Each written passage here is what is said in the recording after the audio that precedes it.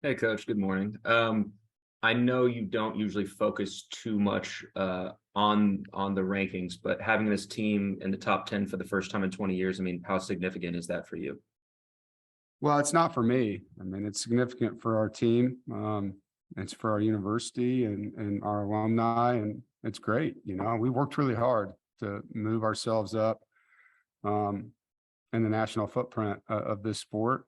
It's taken a lot of time, blood, sweat, and tears, and commitment from a lot of people. So, I know that it's not a stationary spot either. You go up or down based on your performance, but you still have to get to that spot. And we've worked hard to get there. We're going to embrace the opportunity of being there. And we know a lot comes with it. So, I think it's something to celebrate for sure. It's not something to say we've arrived yet, because obviously the rankings at the end matter than a lot more than they do after the fourth week. But, you know, 20 years is a long time, so I think it's something that should be noted. It's something that people should be excited about. And, I'm proud of our players. I mean, we were 3 years ago, 4-8.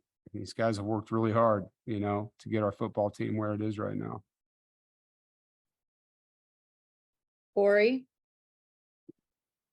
David has to be asked, obviously, preparation for a potential hurricane coming through this game as well. I mean, what types of things will you do this week to prepare for that on top of, preparing to play in Memorial Stadium for the first time since 2018? Yeah, there's a lot, you consider crowd noise. So we'll have to have the noise going, and then, and have to have wet balls. And we've obviously, or I've been through the hurricane situation before. I hope we don't have to play in something like that, like the Notre Dame game. That was nuts, but we'll be prepared, if it is raining. Hopefully it won't be one of those things that has devastation that comes with it either. Sometimes these things fizzle out. Sometimes they get pretty strong. So we'll just have to see where it goes. But we'll plan for the worst and hope for the best.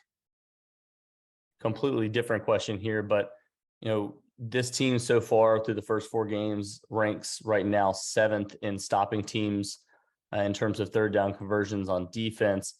Clemson, meanwhile, number 6 in the country in third down conversions offensively. How big of a component is that going to be this weekend in trying to get them off the field?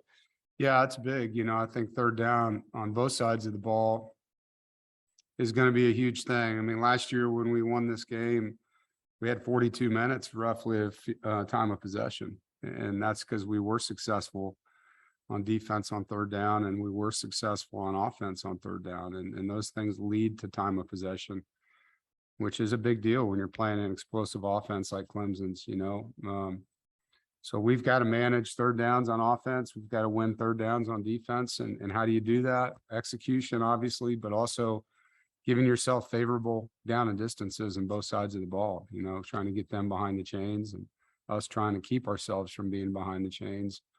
It's going to be a huge part of the game. Thanks, Dave. Yep. Brian. Hey, Dave, back to the hurricane a little bit. Is this something you'll monitor? Is it something someone on your staff is responsible for kind of keeping track of? And I imagine it impacts things like travel as well. Yeah, we've already started talking to meteorologists at one of the local spots here. I'm not sure who it was, but Adam Clark from my staff has been in communication with them. I know Buch Oregon's following it. And we do have to have plans on travel. If we can't fly, then how are we going to get there? So, there's a lot of things that we're having to be ready for in case it gets like that. Obviously you mentioned that you expected to be 4-0. This game's been circled for a long time by a lot of people. Do you get a sense that everything you want to achieve this year is sort of in front of you at this point? Well, yeah, I think all of us that are playing our first conference game, we're all undefeated in the conference right now. There's a couple teams that have played one. And so at this point in the season, there's a lot of hope for everybody. I think you just got to handle your business if you want to control your own destiny. And right now, that's our goal. It's just taking one week at a time. And if you look at what's in front of us, we got a lot of challenges waiting for us here as week after week after week. The Atlantic Division is real. There's a lot of really good football teams on this side of the division right now. Thanks. James. Yeah, David, it looked like against UConn, you guys ran more tempo on offense. Was that something you wanted to look at in this one? And kind of how do you evaluate the job you did with that? Yeah, I mean, we've varied the tempos throughout the year. I think you're right. I think we did mix it up a little bit more. Some of that's just a game flow thing for Coach Beck too, you know, when he sees the defense is tired and he wants to step on them that way, then he'll do that, you know, and some of it's our defense. Like if we're playing a lot of snaps, we got to be smart. You don't want to go out there and run tempo 3 plays and 3 and out and your defense is tired. And so it's, you know, complementary football. We've been basically going 3 and out, 3 and out, 3 and out on defense. They were rested. Tim knew he could play at whatever tempo he wanted. And we got to fit those things together so that we're working to protect both sides of the ball. And I wanted to ask you about Demi. I know coming into the year, you seemed really high on him. He's averaging 6.5 yards per carry. Has he maybe even exceeded your expectations through this point of the season? No, I think he's right where I would hope he was going to be. He's you've heard me talk about him for a year, so I don't need to repeat it all. But you know, until you get in live games, you don't know. This is what I thought we would have. You know, watching him and how he played in practice, and he's very talented. He's hard to tackle. He's got good vision. He's patient. He can catch. He's tough. So, yeah, he's in a good spot, and we just got to keep him growing. You know, he's still learning. You know, each week he gets a little better. Appreciate it. You bet. Gibby. Yeah, Dave, you got players like Devin and obviously Isaiah and Drake playing, you know, key positions, and they also got great experience too. I mean, how important is that coming into a game like this? Yeah, you know, I can't make a guy have 47 starts, you know, like that's something that takes time to accumulate for players. You know, guys like, you know, that linebacking group in particular, some of the D linemen, you know, our receivers there in DC. We got a lot of guys that have played football, and that's good. And they've been in big games, they've won big games. And so they bring a calmness to the locker room, and hey man, you know, they're talking the right way. You know, these are things they believe, and they can talk to their teammates, and they can show good leadership, and they can be calm in the midst of a storm and get guys to settle down if they need to. So that experience is something that I value a lot, because I've had teams that were the opposite, you know. And so you just gotta, when you have it, kind of ride the wave with it. David. Dave, at times you have, you know, the all New Jersey backfield with Devin Leary and Demi Sumo. Have you seen that relationship grow? And does it help to have guys from a similar area playing together? I think there's a pride about it. You know, I'd really never thought about it until you just said it. There's a pride about that for them. They're Jersey tough, as they would say. And, you know, they've had a good relationship before the season, so that's not new. But yeah, I think there's some, you know, being proud where you're from for sure. And just as a follow-up, you know, first time NC State has played in the top 10 matchup like this in program history, trying to end a 35-game win streak. I mean, is this the biggest game that you've coached at NC State, and maybe is the biggest game in program history? I don't know. I mean, I'll let you guys figure that out. I haven't studied 35 years of games, so I don't want to speak out of turn on that. But in my 10 years, I would say probably so, you know. But as far as the history, that's a long time. You know, I don't want to step on anyone's toes with that answer, but you know, it's a great opportunity against a great team and a great venue. It's everything you want as a coach and a player, and we're excited for the opportunity. Chip. Yeah, Dave, going back to the experience factor that you mentioned, Drake Thomas was saying after the game that with such an experienced group this year that can handle the noise going into this game, both before the game and obviously during the game. But just how big a plus can that be for you, being able to handle all the hoopla that'll probably go with this game? We're already talking about it being the biggest game in program history. Yeah, I mean, that's one of the things I talked to the team about yesterday. Like, enjoy the moment, you know, enjoy the stage and enjoy the opportunity that's in front of you. But that's not what this week's about. This week's about winning a game. And how do you win a game? By having the best Tuesday practice of the season, you know, and then getting the right food in your body, having good treatment, going to class, getting rest, having a great Wednesday. Like we have to stack things on top of each other all week. We need to win the game way before the game's played with our players and our staff. And that's what we're focusing on. And, you know, don't spend your time on your phone reading about how great the game's going to be. You know, let's focus on watching film. Let's focus on first down, second down, third down, red zone, all the things we got to be good at. Let's focus on the game plan. And so we've already discussed that. And I think the guys understand, but there is a lot of things that can get you distracted in a week like this. And, you know, we're trying not to look at it as that. It's just more of an opportunity to talk about two great programs. Rob, Yes, ma'am. Dave, I remember you talking about going to Heritage High School to recruit players and how Thayer Thomas eventually stood out. Yeah. Has his career exceeded your expectations, and how happy are you for the achievements he made? I think he set another record in the last game. Yeah, I mean, there's no way I could have sat there in that game and told you he was going to have the career he's had. You know, I thought he'd be a good player. Knew he would help us. Had no idea. You know, at that time he weighed like 150 pounds. You know, I mean, you couldn't have predicted what he is now. And you got to give Thayer the credit. Like the guy is the hardest working player on this football team. He does everything right off the field.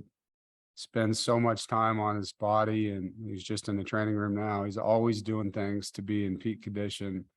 He eats right, he sleeps right, he watches extra film. He practices as hard as any guy in that locker room, if not harder. And it's not a surprise that he's successful when you think about all the things he does right. I'm glad he came back, because I think he is really putting a, you know, exclamation point on what was already a good career right now. And to follow up, do you think his ascension over his career kind of mirrors NC State, and that the Wolfpack has sort of followed his lead in a regard in terms of growing as a prominent program? I mean, you guys, as you mentioned, 3 years ago, you were 4-8, and now you're in the top 10. Do you think that kind of mirrors what Thomas has done? Yeah, I see why you say that. You know, I think we've grown together, coaches and players, and Thayer is a great representation of who we are. You know, he's blue collar, man. He works. He's a grinder. He's overachiever, and he's talented, and he definitely is an incredible representative of, you know, the DNA of our program. Thank you, sir. Yep. Tim Peeler, Coach, you mentioned the Notre Dame game from a couple of years ago. Yeah. Other than it maybe shouldn't have been played, what did you take away from that that can help you prepare should there be nasty or unusual weather on Saturday? Yeah, I mean, there's a lot of little things we did in preparation, even in the game plan. You know, we prepared, maybe we won't even be able to throw a pass, like how are we going to win? You know, so we talked about things like that. We practiced, like I said, with wet balls, and so we're just going to have to do somewhere, you know, is be ready for that in those conditions. And yeah, I hope it's not like that. I mean, that was terrible. You know, I mean, you're standing in water that was calf deep on the sideline, and sideways rain. And so, you know, I hope we don't have a similar situation. Thanks, Coach. James, Dave, you mentioned their staff changes already. Can you go back and look at last year's tape much at all? Maybe just for personnel or scheme? I mean, how do you evaluate last year's game versus them? Yeah, no, I watched last year's game. I think, you know, offensively, it's the same. You know, I mean, Coach Streeter's very similar to what they were. So, yeah, and the personnel is very similar on offense.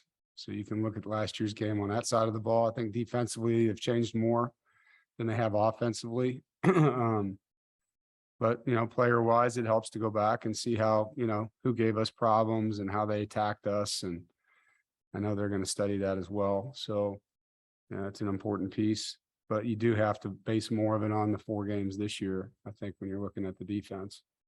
And I wanted to ask you about Shaheem. You played him against UConn. Was it important to get him some reps, obviously, going into this game? Yeah, we wanted to get him back in there, and it was good to see him. He had a great 4th down stop when he came in, you know, so we had a rotation, I think all 4 corners. We only played 42 snaps on defense. You know, those guys all played 20 something each. And so it was good to get them all in there. Tayshawn Smith got some good reps in that game as well. So I think that's a healthy rotation for us. Brian, And I think you mentioned that, DJ is one of the most improved players. What have you seen out of him going back, looking at 4 games in his evolution? Obviously, a lot of people were calling for his job earlier this year. Yeah, he's endured a lot of criticism. Like I said, his completion rate is up. He's throwing good deep balls. A lot of times a year ago, he was overthrowing guys, and now guys have chances to make plays. And you can see his chemistry is good with his receivers. He's throwing them deep. He's back shoulder throwing guys. And his guys are making better plays for him too. I think that's part of this that gets lost sometimes. Quarterbacks take the heat, and there's guys dropping passes all over the field that could have changed the game. That changes the quarterback too. So, a lot's been said about, his body transformation until I'm, right there with him. It'd be hard for me to comment on that, but that he's lost weight and he's more mobile. So he's playing good. I mean, then he's got people hanging all over him. That 2-point play that, last week was a huge play that he made. And there was a play in the Georgia Tech game on 3rd down, similar situation. And they're off the field, and he finds the back and shovels it to him with people hanging all over him. Is a critical play in that game that kind of busted the game open.